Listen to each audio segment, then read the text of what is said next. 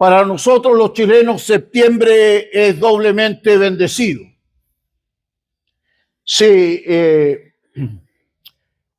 un 18 de septiembre de 1810 en Chile se celebró la primera junta de gobierno para iniciar lo que iba a ser la independencia de esta patria del yugo español. Así que es una celebración tremendamente importante. Pero no solo para los chilenos, para los evangélicos en general, septiembre debería ser un mes especial. Un 26 de septiembre de 1569, por fin ve la luz uno de los libros más preciados de la historia de la humanidad. Sale de la imprenta la famosa Biblia del Oso, escrita por Casiodoro de Reina, un monje que comienza a escribir en el castillo de San Isidoro en España y termina publicando su libro en Suiza. En la imprenta de Tomás Guarino en Suiza, con 1.600 ejemplares, refugiado, escondido porque estaba amenazado de muerte. Allí termina Casiodoro de Reina publicando la primera Biblia en español, un 26 de septiembre, la Biblia del Oso, que más tarde llega a nosotros. Don Bernardo O'Higgins, preocupado de la educación de los chilenos, le pide a un señor escocés que ayude a educar a la nueva patria en Chile, y entonces hace venir a nuestro país a don Diego Thompson. Don Diego Thompson tiene un sistema de educación que se llama el sistema lancasteriano, y él se preocupa de enseñar a leer a los chilenos.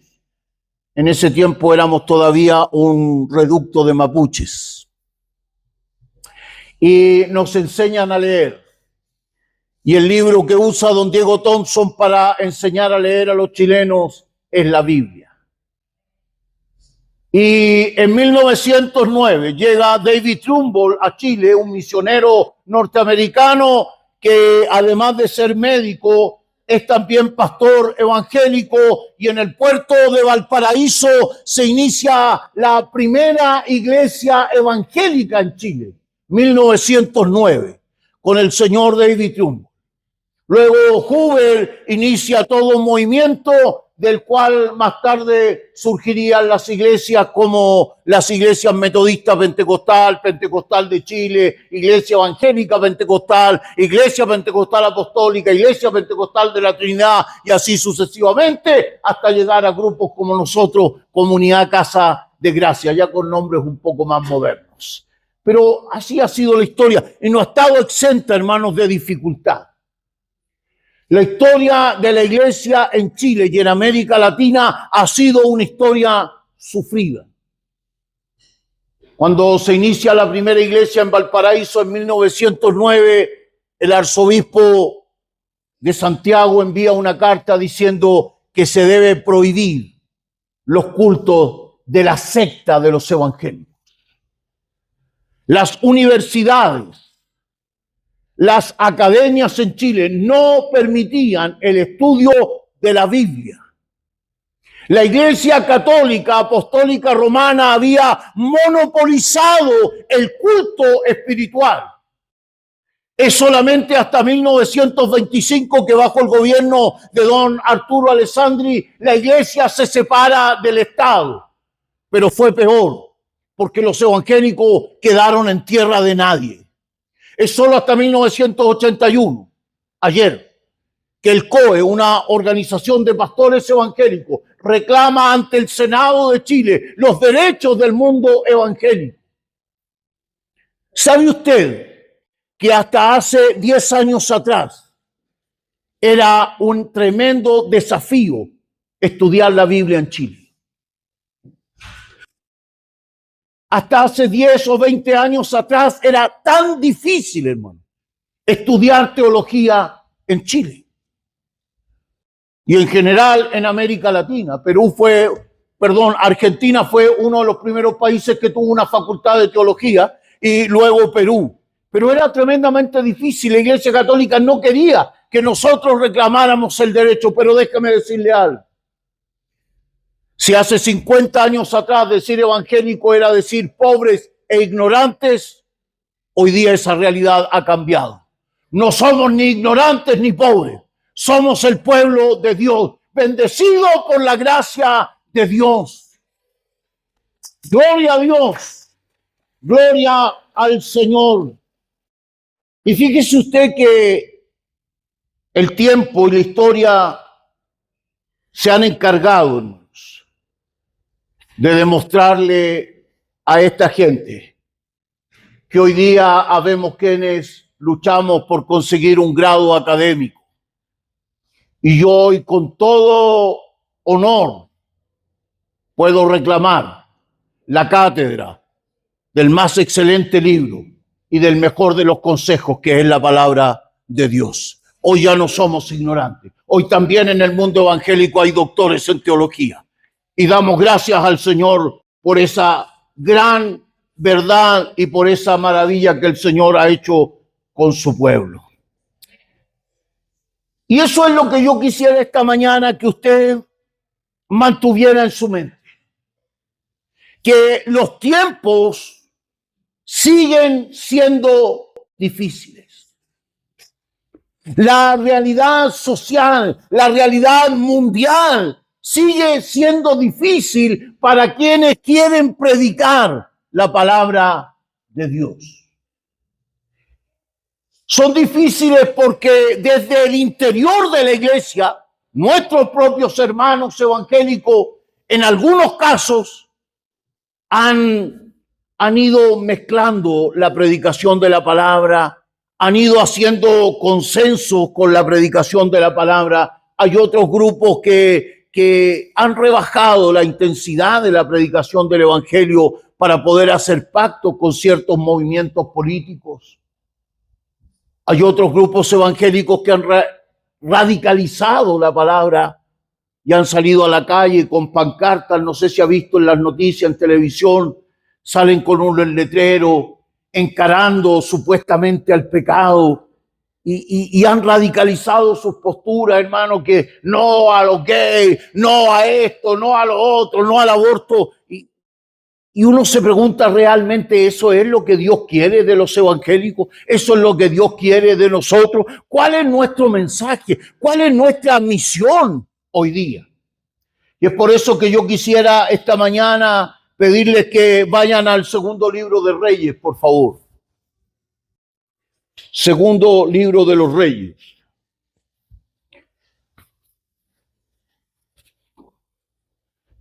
Estamos celebrando entonces en septiembre el mes de la Biblia.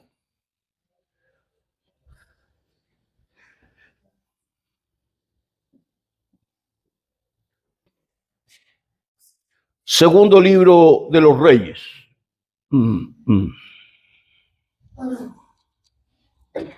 Capítulo 22. Segundo libro de los Reyes, capítulo 22.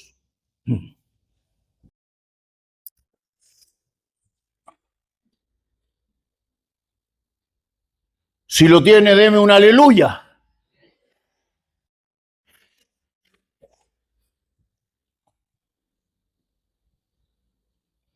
Verso 3. Segunda de Reyes, capítulo 22, versículo 3. Comienzo la lectura en el nombre del Señor. A los 18 años del rey Josías, envió el rey a Safán, hijo de Azalía, hijo de Masulam, escriba, a la casa de Jehová, diciendo: ve al sumo sacerdote Hilcías y dile que recoja el dinero que han traído a la casa de Jehová, que han recogido del pueblo los guardianes de la puerta, y que lo pongan en las manos de los que hacen la obra, que tienen a su cargo el arreglo de la casa de Jehová, y que lo entreguen a los que hacen la obra de la casa de Jehová para reparar las grietas de la casa. a los carpinteros, maestros y albañiles para comprar madera, piedra de cantería para reparar la casa. Y que no se les tome en cuenta el dinero cuyo manejo se les confiere, porque ellos proceden con honradez. Entonces dijo el sumo sacerdote Hilcías al escriba Safán: he hallado un libro de la ley en la casa de Jehová. E Hilcías dio el libro a Safán y lo leyó. Viniendo luego el escriba Safán al rey, dio cuenta al rey y dijo: tus siervos, recogiendo el dinero que se halló en el templo, lo han entregado en poder de los que hacen la obra, que tienen a tu cargo el arreglo de la casa de Jehová. Asimismo, el escriba Safán declaró al rey diciendo: el sacerdote Hilcías me ha dado un libro. Y leyó Safán delante del rey, y cuando el rey hubo oído las palabras del libro de la ley, rasgó su vestido. Luego el rey dio orden al sacerdote Hilcías y a Hicam, hijo de Safán, y a Acbor, hijo de Micaías, al escriba Safán y a Asaías, siervo del rey, diciendo: id y preguntad a Jehová por mí y por el pueblo y por todo Judá acerca de las palabras de este libro que se ha hallado, porque grande es la ira de Jehová que se ha encendido contra nosotros, por cuanto nuestros padres no escucharon las palabras de este libro para hacer conforme a todo lo que nos fue escrito. Bendito Señor, esta mañana vamos delante de tu presencia para orar, Señor, por el sermón que quisiera compartir con tu iglesia. Señor, hemos hecho nuestro mejor esfuerzo para poder explicar esta palabra. Yo te pido, Señor, que por medio de la acción de tu Espíritu Santo, tú puedas bendecir esta congregación. Permite, Señor, que nuestros hermanos, desde el más joven hasta el más adulto de la congregación, puedan estar esta mañana receptivos, atentos, deseosos, Señor, de comprender tu palabra. Y que tu Espíritu Santo pueda obrar en nosotros, Señor, esta mañana para comunicarnos esta preciosa palabra. Lo pedimos en el nombre glorioso de Jesús. Amén y amén. Gloria al Señor. Yo no sé si hace calor o yo tengo mucho calor, pero ¿qué ha ocurrido? Estamos en un periodo muy interesante del pueblo de Dios. Año 641. A Josías le ha tocado de solo 18 años tomar el gobierno del reino de Judá. Israel para entonces ya se ha dividido, hermanos. Existe el reino del norte y existe el reino del sur que se llama Judá, y es en el reino de Judá, en el reino del sur, que a Josías le toca reinar. Josías ha tenido que sentarse en el trono del cual antes habían estado dos reyes tremendamente perversos: Amón y Manasés, el padre de Amón. Un periodo aproximadamente de unos 55 o 57 años entre los dos gobernando Judá. Dice la Biblia que durante el gobierno de Manasés, que duró 55 años, Judá se llenó de los peores pecados que podría haber cometido. Manasés, en vez de seguir los caminos del Señor, decidió traer a la casa de Dios toda clase de cultos paganos, toda clase de cultos que atentaban, afrentaban, ofendían la santidad de Jehová. Dice el relato que Manasés cometió abominación. Esa es la palabra que usa el texto, no abominación. La palabra hebrea es tobé, que significa acto asqueroso. En la casa de Jehová, dentro del templo de Dios, Manasés trajo un culto que tenía que ver con prostitución masculina.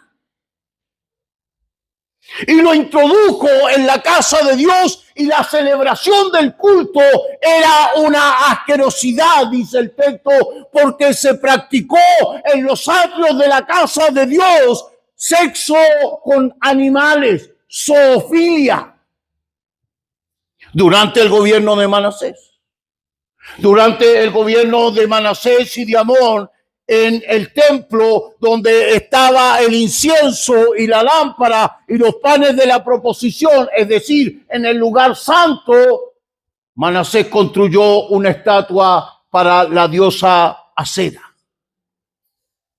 que era la diosa de la fertilidad y que sus cultos eran cultos de orgías. En eso consistía el culto a esta diosa. En los patios del templo mandó a construir todos los signos zodiacales. Para quienes todavía leen el zodiaco, ¿no? El horóscopo, a ver cómo le va a ir en la semana.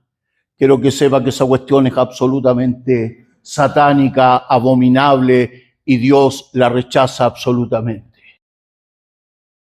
Todos los astros que indicaban los movimientos estelares fueron construidos, imágenes de ellos en los atrios del templo. Adoraba a todas las deidades celestiales, Manasés.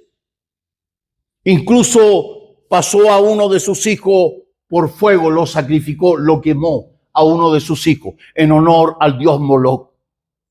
Los peores pecados que Judá había experimentado se vivieron en tiempos de estos dos reyes, Amón y Manasés. Imagínese usted cómo encontró el templo el rey Josías. Destruido, agrietado, sucio, lleno de imágenes paganas, lleno de mugre, de suciedad, que es lo que produce el pecado en todas partes. Imagínese usted lo que puede haber significado el lugar santo, donde había esta clase de prácticas. Era horrible, todo derrumbado, todo lo que alguna vez había sido sagrado para el pueblo de Dios, ahora era un lugar de pecado. Entonces, lo primero que hace el rey Josías es tratar de restaurar la casa de Dios. Y manda a personas a limpiarla, envía carpinteros a reparar los muebles, envía personas a hacer aseo, a limpiar, a sacar la mugre. Y es en medio de este trabajo, hermanos, que están haciendo, limpiando el templo, que un sacerdote encuentra un rollo, papiro, un pergamino seguramente. Para quienes no conocen la diferencia, los rollos de papiro era una fibra de una planta que se daba en las orillas del Nilo, que se machacaba, se aplastaba, se generaba una especie de papel y sobre él se escribía. Se rompía fácilmente. Y los pergaminos eran cueros de animales que se cultivaban, se curtían y se escribían ellos, y esos duraban un poco más. Y eran puestos en unos palitos y se enrollaban. A medida que uno iba leyendo, iba enrollando a su lado y desenrollando del otro. Eso eran los rollos o pergaminos. Para escribir el libro de Isaías, hermanos, se ocuparon 26 vacas. Así nomás. Los cueros de 26 vacas para escribir el libro de Isaías. Imagínense cómo eran estos rollos. Gigantes. Había que ayudarle al sacerdote a desenrollar para poder leer, hermano. Dice que el sacerdote encontró en los cachureos, entre medio de la mugre, seguramente debajo de algún mueble, encontró un rollo. Y se lo dio al escriba Safán. El escriba era el especialista en la palabra de Dios, era su profesor. Copiar la palabra, transcribirla constantemente para que no se perdiera. Y dice que Safán, cuando vio el libro, lo abrió, seguramente leyó un par de líneas, se dio cuenta que se trataba del libro de la ley de Dios. Ley de Dios que había dicho cuando entraron a la tierra prometida en Deuteronomio, cuando recién terminaron la travesía del desierto, decía: escucha, Israel, si se apartan de mi ley y se corrompen con dioses falsos, los sacaré de la tierra prometida y desaparecerán como pueblo. Imagínese usted lo que sintió el rey Josías cuando le leyeron el libro de la ley y se dio cuenta que Judá llevaba más de 57 años practicando el pecado y ofendiendo a Dios. Dice el relato que Josías se rasgó sus vestidos y lloró. Y dice que se entristeció en su corazón y le dijo al sacerdote: ve, le dice, y consulta con alguna profeta, con algún profeta acerca de nuestro futuro. Porque me temo, dijo Josías, que Dios nos va a castigar por nuestro pecado.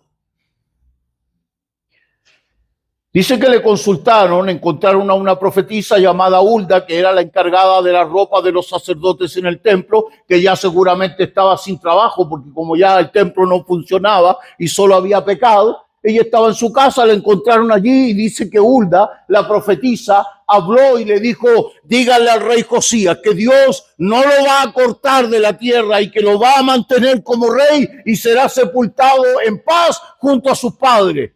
Pero díganle a Judá que yo traeré cautividad sobre ellos y los sacaré de la tierra que les regalé. El pecado tiene consecuencias. Y cuando el pecado es tolerado por el pueblo, entonces las consecuencias podrían llegar a ser fatales. Yo quisiera esta mañana solo destacar 3 cosas de este pasaje, hermanos, de este momento tan especial en el que encuentran el libro de la ley y lo leen.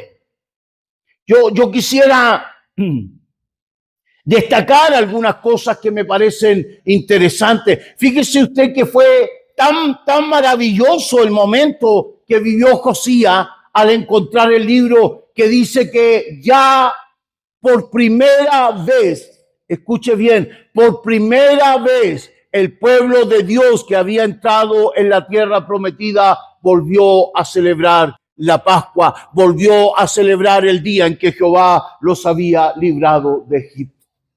Mire todo lo que ha pasado, hermano. El pueblo se ha olvidado de ese día maravilloso. El pueblo se olvidó de la liberación de Dios. El pueblo se olvidó de Dios. Y ahí está Josías con el libro en la mano y sintiendo el temor de lo que Dios podría hacer. Lo primero que quiero destacar esta mañana es que si los pueblos, si las naciones, si los países dejan a un lado la palabra de Dios, están condenados a destruirse. Si una nación, si un gobierno, si un país, si una ciudad, si una población, si una familia deja a un lado la palabra de Dios, el pecado va a tomar ese lugar y lo va a destruir. Amados hermanos en el Señor, nuestro deber es mantener en alto la palabra del Señor.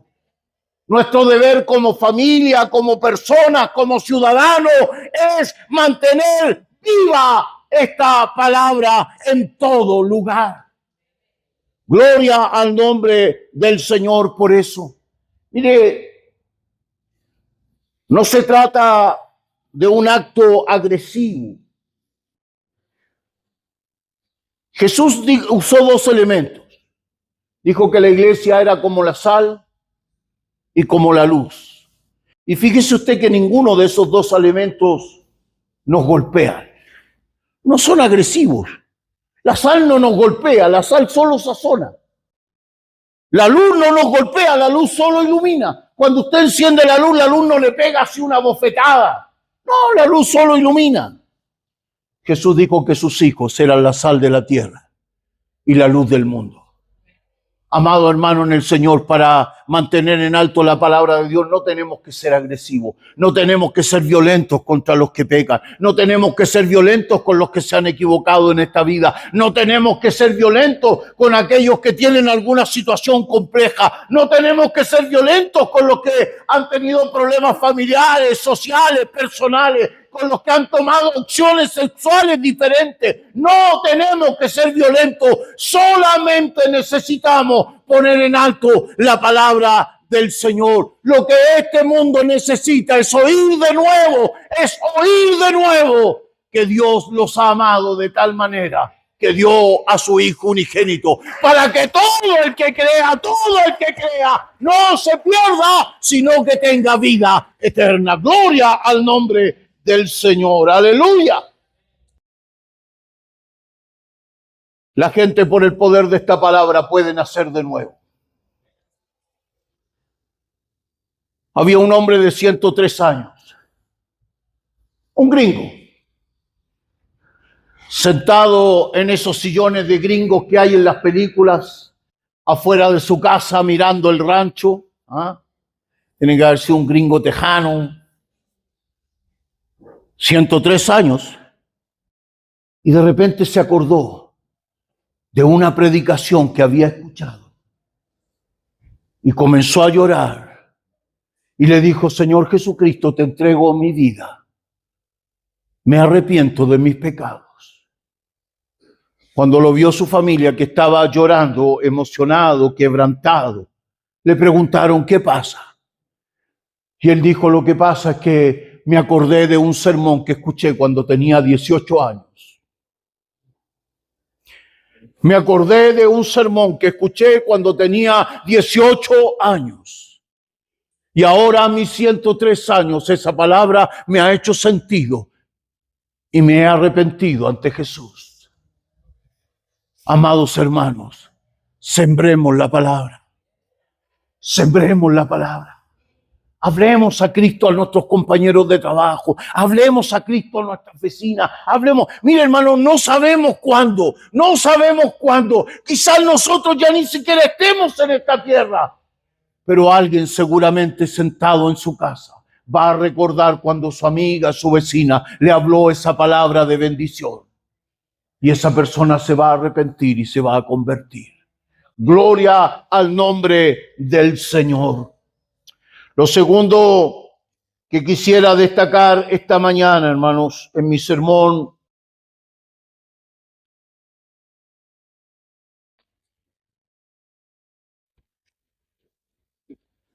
es que la historia de este rey Josías nos demuestra que él actuó con una radicalidad inusual. La verdad es que fue extremadamente violento. Josías fue extremadamente violento. Cuando escuchó la palabra, él quiso cambiar todas las cosas, pero de manera radical. Incluso, hermano, la Biblia dice que este rey Josías agarró a los sacerdotes que tenían estos cultos paganos y los quemó.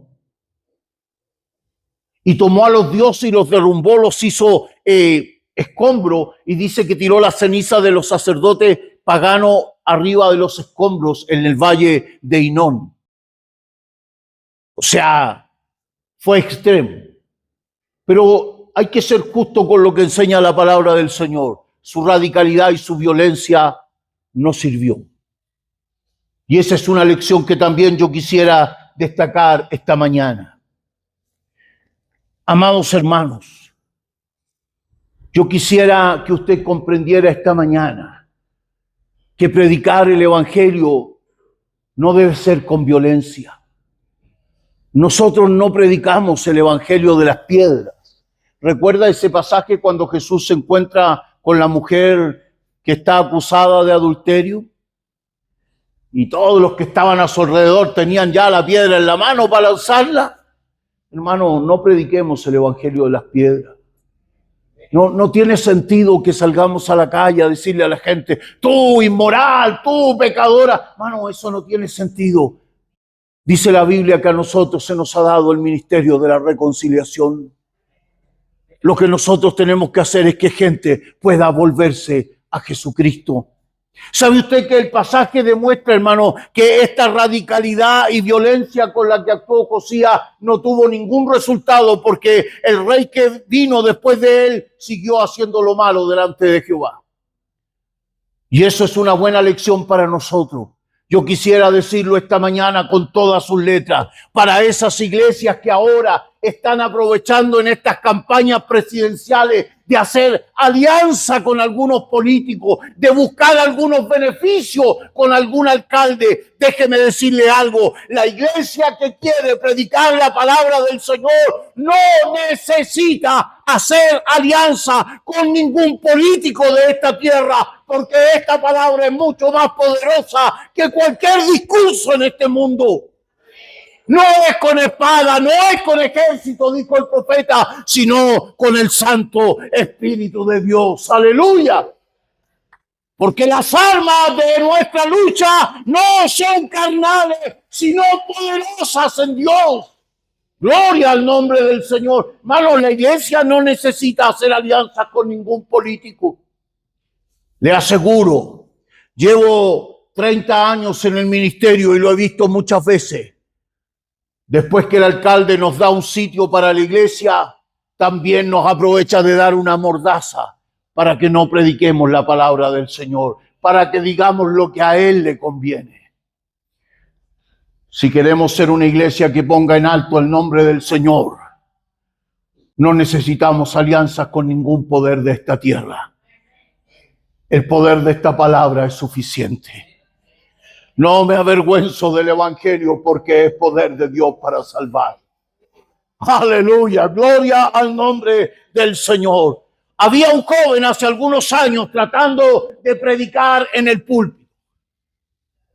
Debo ser honesto, predicaba mal. Predicaba mal. No se preocupen, tranquilo.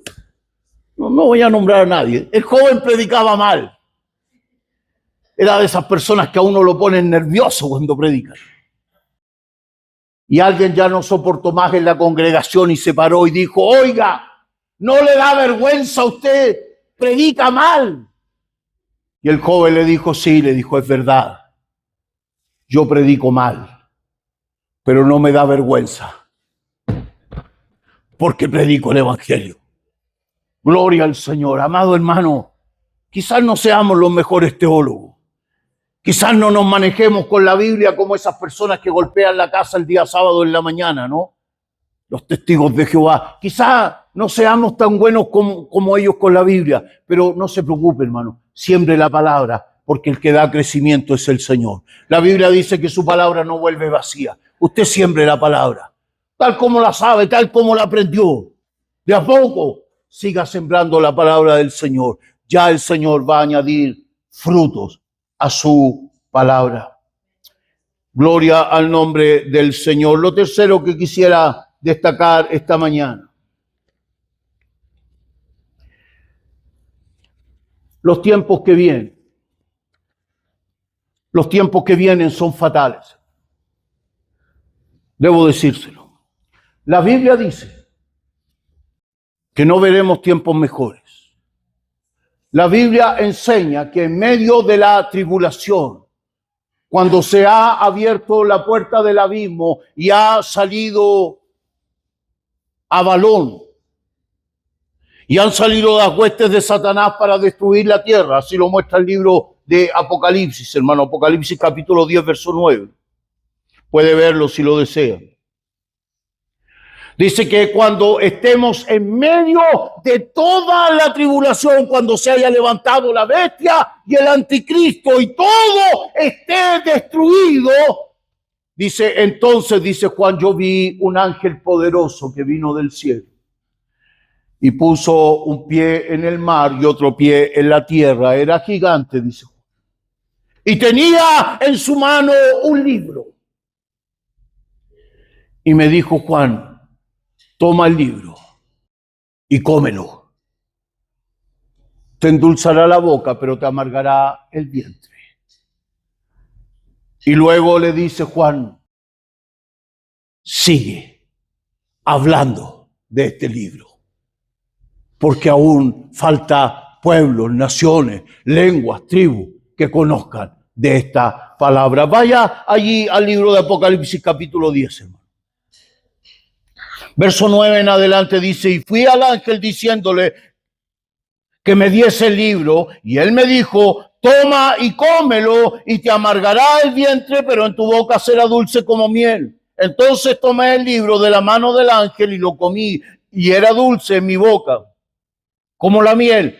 Pero cuando lo hube comido, me amargó el vientre. Y él me dijo, es necesario que profetices otra vez sobre muchos pueblos, naciones, lenguas y reyes. Es maravilloso cuando uno se detiene a estudiar este pasaje, hermano, y se da cuenta que este libro que da el ángel sigue siendo esta palabra. ¿Por qué amarga el vientre de Juan? Póngase usted en la posición de un hombre que está en medio de una tribulación, en medio de catástrofe. Y usted se da cuenta que es verdad, esta palabra es dulce cuando la tomamos. Pero cuando la recepcionamos, cuando le damos un tiempo, cuando la meditamos, se vuelve amarga en nuestro vientre. ¿Por qué? Porque nos damos cuenta que todavía allá afuera hay un mundo que se destruye. Yo quisiera esta mañana, antes de terminar mi sermón, que usted pudiera experimentar la sensación de este hombre.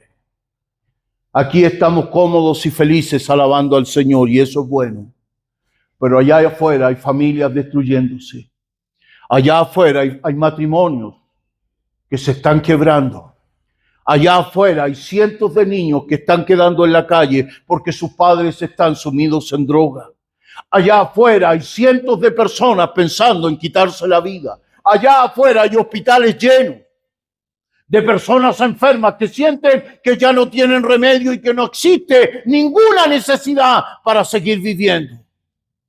Allá afuera hay personas parados en el andén del metro o en alguna calle pensando en quitarse la vida. Por eso es que esta palabra es dulce a nuestra boca, pero amarga nuestro vientre cuando pensamos en esa realidad. Quiero animarlo esta mañana. Interrumpa unos minutos a su vecina cuando vaya a comprar el pan. Dígale, por favor, que Jesús le ama. Porque probablemente de tanto hacerlo, va a llegar el momento en que su vecina va a querer saber quién es ese Jesús.